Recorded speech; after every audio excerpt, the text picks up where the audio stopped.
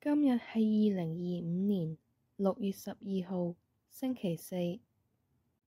今日靈火運動為大家提供嘅聖言金句係出自馬竇福音第5章第20節。除非你們的義德超過經師和法利塞人的義德，你們決進不了天國。今日嘅讀經一係聖保祿宗徒致格林多人後書第3章第15節及第4章第1、3至6節。主題係我們不是宣傳我們自己，而是宣傳耶穌基督為主。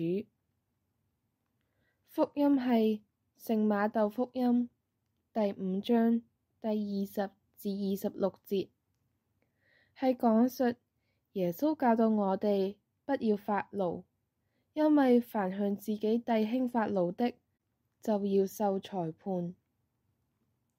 今日靈火運動為大家提供嘅默想內容如下：今日嘅福音，耶穌講解梅瑟所頒布嘅10誡中嘅第5誡無殺人嘅內涵。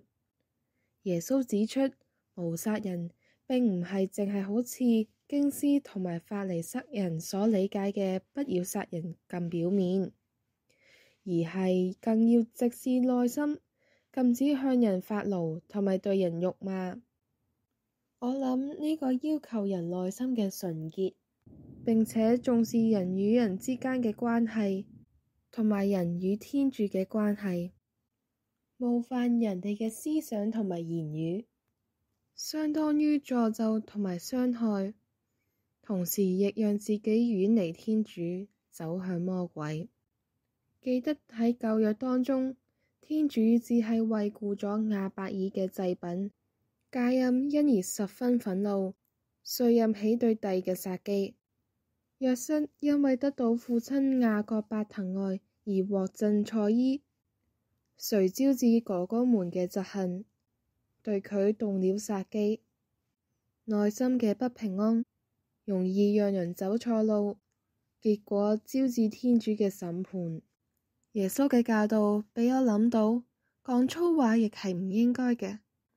我留意到現代青年人愛說髒話，甚至已成為口頭禪。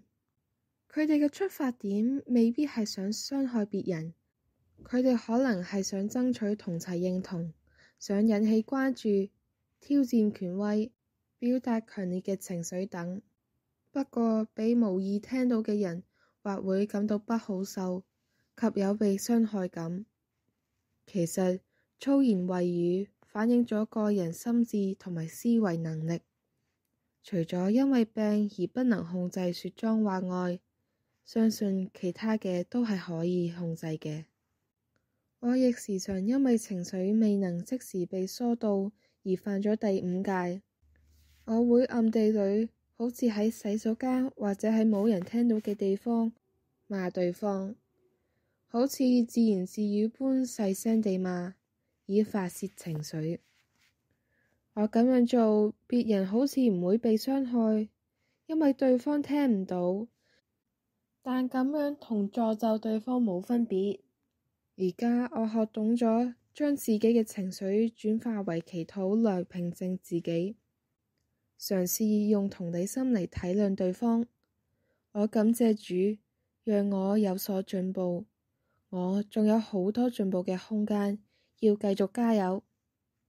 耶穌告訴我哋基督徒嘅義德，係在於受法律嘅內在精神所約束，而唔係如法利塞人所說，只係於外在行為嘅規範。祈求聖神引領我哋所有人，為住愛主愛人，控制自己不要殺人。今日嘅祈禱同埋反思如下：阿爸父啊，我懇切祈求你，讓耶穌基督帶住光明充滿我，讓佢嘅真理充滿我，驅走我內心嘅黑暗和謊言，讓我走他為我預備嘅光明之路。願天主祝福大家。